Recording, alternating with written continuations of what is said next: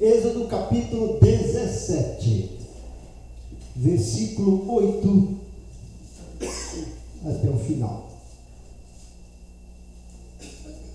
Êxodo 17, versículo 8 ao final.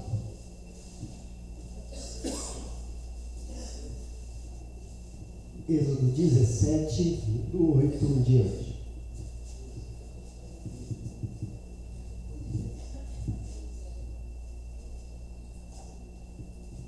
Êxodo é o segundo livro da Bíblia.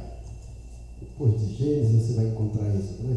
Enquanto vocês encontram, eu quero lembrar vocês, né? Nós temos aqui um livro da missionária Duda Mendes, que conseguiu aqui um preço maravilhoso para fazer esse livro, para ajudar o ministério dela.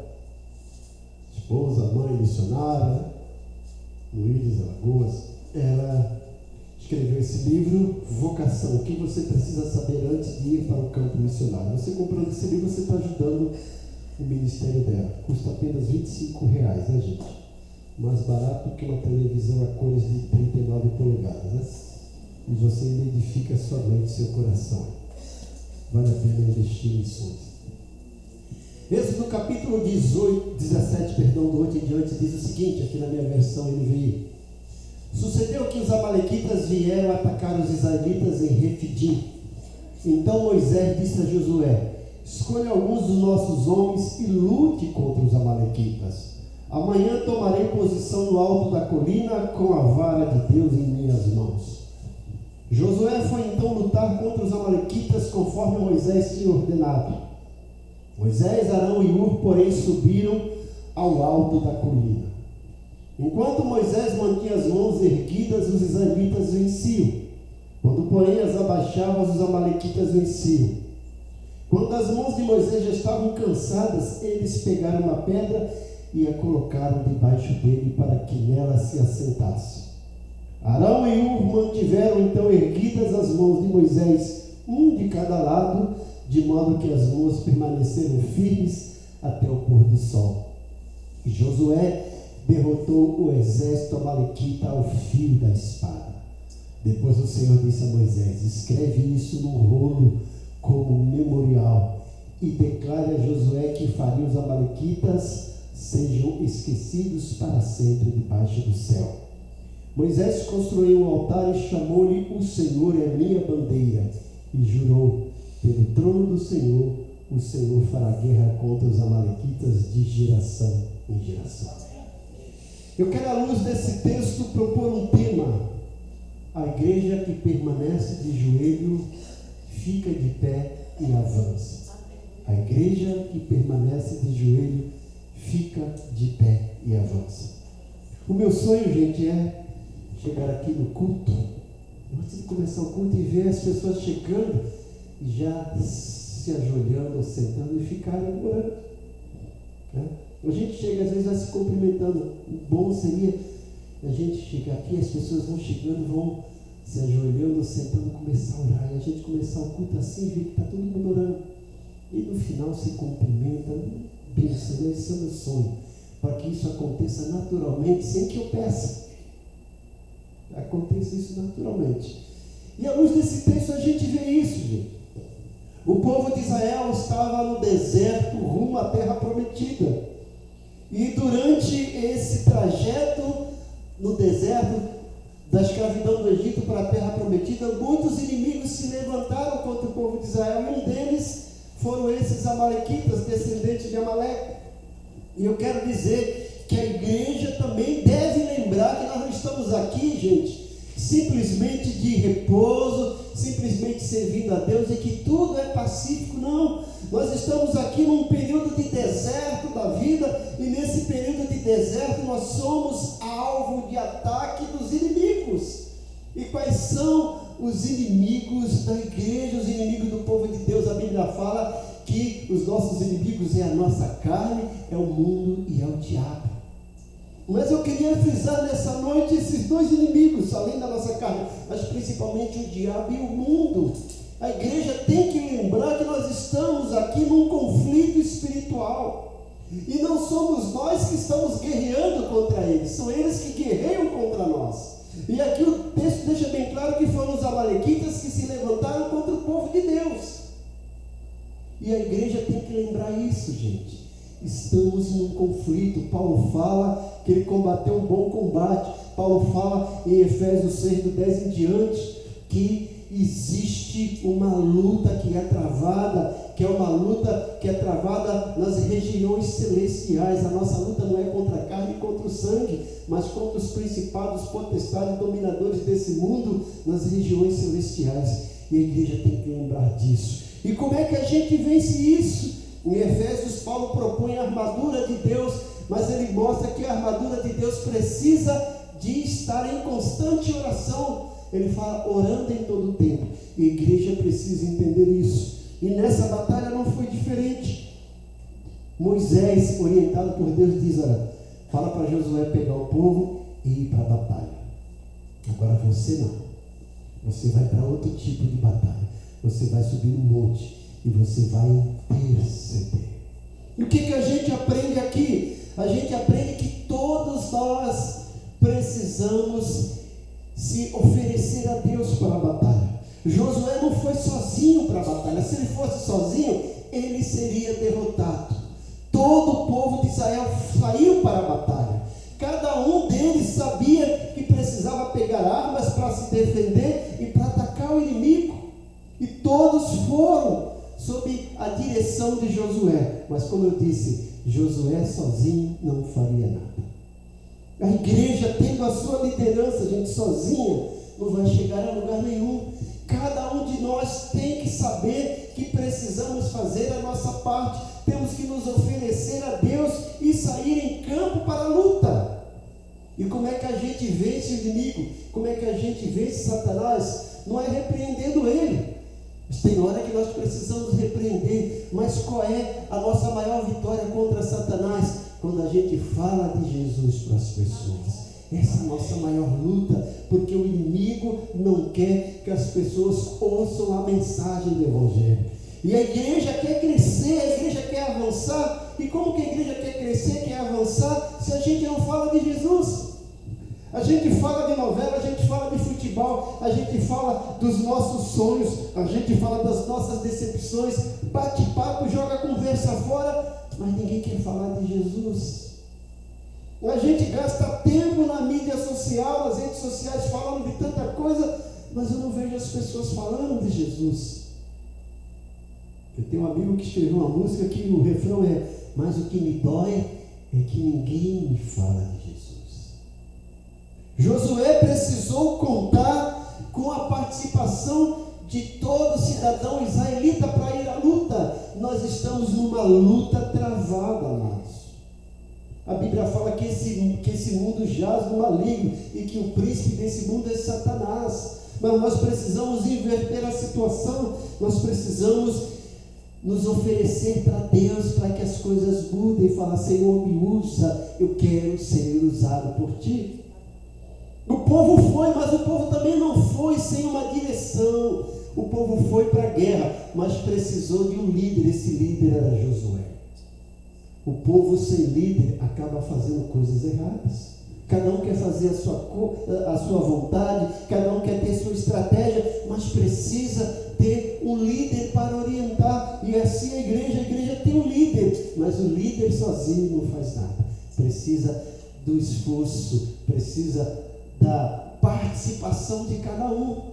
Mas cada um e a participação de todos depende da condução, da organização de um líder, da liderança. E a igreja tem que ter a visão da liderança. Se a igreja não tiver a visão da liderança, vai guerrear dispersa, vai lutar sem uma organização, vai ser presa fácil do inimigo. E é isso que o inimigo gosta de fazer: colocar um contra o outro, semear contenda, semear confusão, para que um não entenda o outro, para que um não entenda a voz do comando e o povo fique disperso. E Josué foi lá para liderar o povo, mas ele sabia que sozinho ele não ia ganhar a guerra. O povo precisou ir, mas o povo sabia que precisava de uma direção, e essa direção era Josué. Mas, gente, a vitória que foi travada aqui, vocês viram que essa vitória só foi alcançada por quê? Porque tinha um ministério de intercessão. E qual era o ministério de intercessão aqui? Moisés. Moisés estava lá intercedendo. E vocês perceberam, enquanto ele estava com as mãos erguidas para o alto, clamando a Deus, o povo estava vencendo. Quando a igreja entender a verdadeira força do ministério de intercessão, a verdadeira força da oração, o verdadeiro combustível da oração, não há demônio que resista. Não há inferno que resista. Jesus falou que as portas do inferno não prevalecerão contra a igreja do Senhor. Não é que a igreja vai ficar acuada, pelo contrário, é a igreja que vai derrubar as portas do inferno e vai entrar lá e tirar vidas. Mas precisa desse momento, desse ministério de intercessão. Enquanto Moisés orava, o povo prevalecia. Moisés estava lá representando esse momento de intercessão. Nós precisamos orar em todo tempo. A Bíblia fala que nós devemos orar em todo tempo. A Bíblia está cheia de convite, de orientação e de advertência para que oremos. Se quisermos ter vitória, precisamos de oração. Por isso que é importante, quando nós entendermos isso, as coisas vão mudar. Ora que melhora. Ora que o diabo foge. Resistir ao diabo, ele fugirá de vós. A igreja precisa orar. E Moisés estava lá orando, mas ele sozinho também cansava. E às vezes nós temos pessoas que se dedicam para a oração, mas precisam do apoio de outros, precisam da força de outros, precisam do combustível, precisam da motivação, do entusiasmo de outros. Moisés estava lá e as mãos dele pesadas, cansava, e ele não conseguia erguer a mão. Quando a mão abaixava, o inimigo prevalecia. Quando a igreja escorrega na oração, quando a igreja ignora a oração, o inimigo avança. E aí estava lá Arão e Hur, perceberam isso. O que fizeram? Colocaram uma pedra, como se fosse uma cadeira, sentaram Moisés e seguraram as mãos dele erguidas. E Josué, então, com o povo, venceu aquela batalha, porque havia um grupo de intercessão, não apenas Moisés agora, mas Arão e Hur apoiando. Nós precisamos de pessoas que se levantem para vir aqui orar com a irmã Marlene. Nós precisamos de pessoas que se levantem para vir aqui orar de manhã. Nós precisamos de pessoas que se levantem em casa para orar de madrugada, para orar antes de sair para trabalhar, para orar antes de dormir, para orar durante o meio-dia. Precisamos de pessoas que cheguem aqui antes do culto e orem, fortalecendo esse grupo de oração, fortalecendo esse momento de intercessão. Só assim a igreja vai triunfar. Só assim a igreja vai despovoar o inferno. Só assim a igreja vai prevalecer contra os ataques do inimigo. Às vezes o inimigo não vem aqui no meio da igreja, não. Às vezes o inimigo vai lá na nossa casa colocar alguma coisa no nosso ouvido, na nossa mente, para a gente ficar aborrecido com a igreja, para a gente ficar aborrecido com alguém. Às vezes o inimigo vai lá e coloca uma enfermidade. Às vezes o inimigo vai lá e faz alguma coisa para desviar a nossa atenção, para nos desanimar, para a gente não vir à igreja. Às vezes o inimigo manda alguém para chegar na hora na nossa casa, para que a gente não venha para o culto. Às vezes o inimigo coloca um bocado de coisa para a gente fazer, para não vir adorar a Deus, e a gente muda as prioridades, marca compromisso no dia de culto, marca compromisso no dia que precisávamos estar aqui como igreja, adorando, glorificando a Deus e buscando forças para vencer o inimigo. O nosso desejo é ver esses bancos cheios. Mas para esses bancos estarem cheios, a gente precisa tirar eles do banco do inferno. E para tirar eles do banco do inferno, cada um de nós tem que ir à luta, como o povo de Deus fez. Cada um de nós tem que seguir a direção que Deus colocou na igreja da liderança, para unidos fazermos a vontade de Deus. E cada um de nós tem que ajudar o ministério de intercessão e colocar como intercessor, orando para que as coisas mudem, orando para que o inimigo não encontre brecha em nosso meio, para que o inimigo não prevaleça, para que quando o inimigo olhar, ele vai ver um povo unido, colocando lá o escudo da fé empenhando a armadura de Deus, orando com as mãos levantadas, clamando a Deus, pedindo socorro, pedindo misericórdia e se colocando a Deus como soldado para ser usado no campo de batalha, para derrotar todo o inimigo de Deus, todo o inimigo da igreja, que é o mundo, que é Satanás. A igreja tem sido afrontada com esses ideais que o mundo prega, com essas novidades que se levantam nas mídias sociais, nas escolas e aí na rua. A igreja precisa vencer isso com oração. A igreja tem sido alvo do ataque furioso de Satanás, porque ele sabe que Jesus está vindo e ele quer levar o máximo de pessoas com ele para o inferno. E a igreja só vai vencer se estiver unida em oração. Teve um rei de Israel que recebeu uma ameaça de um povo inimigo, dos assírios.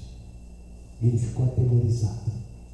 E Deus falou para ele: fique tranquilo, simplesmente coloque o povo para me adorar, e vocês não vão precisar pegar nem arma, e eu vou derrotar esse exército inimigo. E eles começaram a se mobilizar, louvando a Deus, adorando a Deus. O exército inimigo pensava: vamos ganhar, vamos derrotar. E quando esse exército inimigo veio contra o povo de Deus, Deus mesmo derrotou todo aquele exército. E o rei não precisou fazer nada. E o povo pôde dizer: só o Senhor é Deus. E quando a igreja entende isso, quando nós nos colocarmos à disposição de Deus e dizer: Senhor, me usa como teu soldado. Senhor, eu estou aqui diante de ti para seguir a orientação da tua liderança. E eu estou aqui para me colocar como intercessor. Nós vamos vencer, nós vamos avançar. E lembrando que a igreja que se coloca de joelho fica de pé e avança para a glória do Senhor. E Deus te abençoe grandemente. Pai querido, nós somos gratos pela tua palavra, que se renova, que cada vez mais nos traz não apenas ilustração, mas nos traz ensino para a transformação de vida, nos traz ensino para termos uma vida vitoriosa conforme o Senhor deseja que sejamos. Obrigado por esse culto, obrigado pelo teu povo que está aqui presente, obrigado por tudo que o Senhor fez nessa noite. Eu tenho certeza que o Senhor vai continuar fazendo nas nossas vidas, nos nossos lares. Como sempre nós terminamos esse culto, nós pedimos que os teus anjos nos conduzam até os nossos lares, nos proteja, nos guarda, nos dê uma noite abençoada para a glória do teu nome e nos dê um amanhã maravilhoso, e que sejamos uma igreja forte e guerreira no nome de Jesus.